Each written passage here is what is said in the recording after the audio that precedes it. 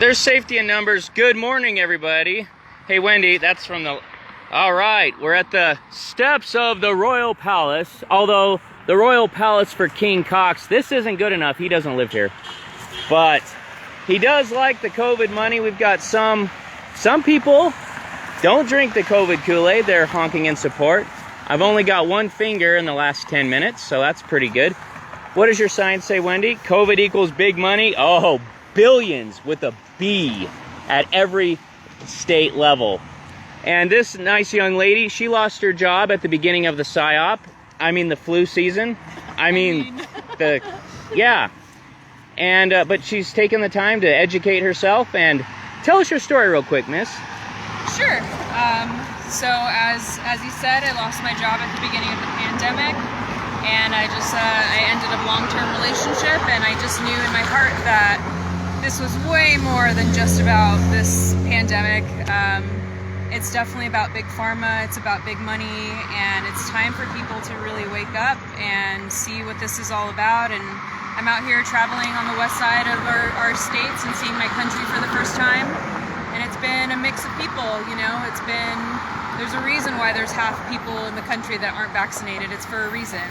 And so the more of us that can gather, the better to share this message that and you're from California. California. And you see a difference between California and Southeast Idaho, for instance. Absolutely. Much more freedom. People are very assured of themselves. People know what they believe in.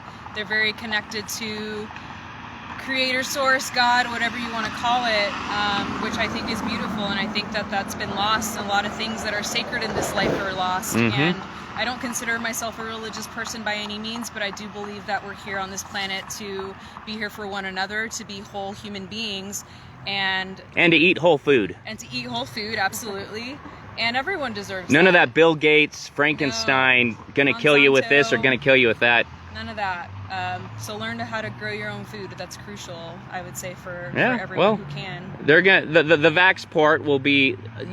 Government has to get business to do what they physically can't do with all their cops and soldiers. They have to get the supporters to do it because government does not produce a product. If the true producers decide the government doesn't get to eat, they don't get to eat. What if we didn't feed this guy or his troops that enforce his decrees? Well, after a month, they'd be gone. They wouldn't be a problem anymore. And I just want to say that it's all about grassroots community. Like you said, it's not about a hierarchy. This isn't about who's above who. It's about community, and it's about just regular people getting together and sharing their ideas. That's where it starts. Freedom, agency. And you talked about worshiping. People worship what they may. That's God gave us that choice. You don't worship the state. We have a lot of people that do worship the state. We have a lot of people that think this guy is God's messenger, which is seriously crazy. Government has to replace God because if you read the Declaration of Independence, the founders of the 13 colonies believed they were endowed by their Creator with their rights. That is British and American common law, not Roman civil law where the government grants you rights. Our rights come from God. Your rights come from God. And you shouldn't trample on anybody's rights. You don't have to like them, but you better leave them alone. Government has a long history of not leaving people alone because they don't produce a product. And there are many among all of God's children who like to rule and reign with blood and horror, and that's where the guys with sticks and guns and fancy badges come in. You can take your pick. But it's your choice, America. It's your choice, Canada. It's your choice, Australia. But boy, the Aussies are in big trouble.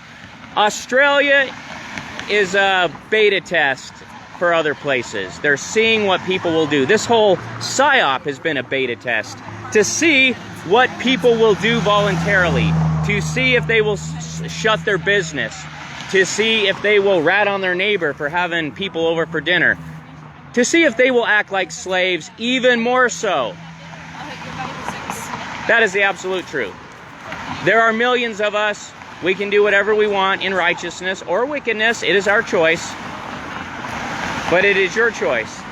And you owe it to yourself and your posterity, your children, to leave this world, this earth, a better place. We're downtown Salt Lake City right now, in front of the governor's mansion, although this edifice is actually too good for Governor Cox. He doesn't live here. All right, okay, that's a start. But you better do something, because your boxcar is waiting. It took Nazi Germany years to do what they've done here in less than 2. That's a fact. Come on down, stand up where you are, stop consenting. Hey brother, good to see you.